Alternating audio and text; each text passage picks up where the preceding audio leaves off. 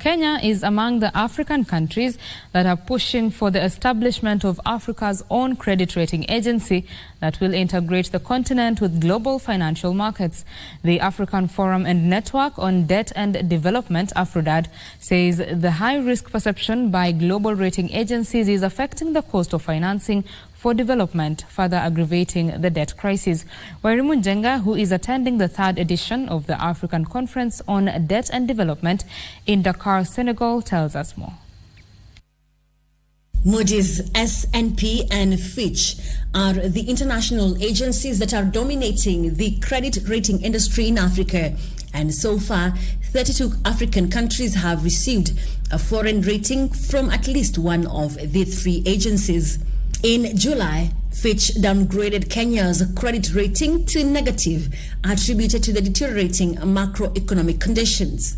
Kenya has joined the list of African countries that want the creation of a continental rating agency to be fast-tracked. Establishing a broader African financial architecture that challenges the current one that is not working for the continent. In March 2019, African Union ministers and finance and economy officially adopted a declaration that such an institution was needed, but little has been done. What these credit rating agencies have done is they have intrinsically introduced a bias that raises the cost of borrowing or the cost of lending to the African continent. And when you do that, it already pushes lenders to think about factoring in those costs. And what it then does is it puts pressure on African governments to then make sure that they are able to commit and pay those debts at a higher risk premium or rate premium than would otherwise have been if there was a bit more of a fairer mechanism. According to a recent study by UNDP,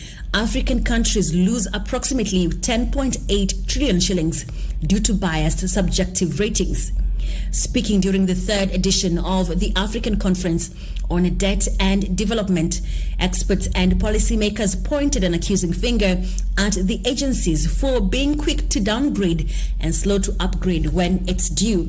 When you apply for this debt relief program through the G20 Common Framework, your rating agencies or your credit rating worthiness is downgraded by the credit rating agencies. And so what this is doing is it is acting as a disincentive for countries to be very open and transparent about how bad their debt situation is tending to be at the domestic level. And experts and policymakers are dissatisfied with the approach and methodology used. They say the high-risk perception by international financiers has pushed upwards the cost of borrowing, hence the need to adopt a system that can price risk fairly.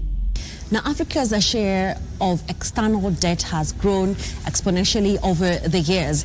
This has seen some countries like Zambia and Ghana ask for debt relief. Now, the conversation right here is looking for African solutions and a new world order. Wairimu Njenga from Dakar, Senegal.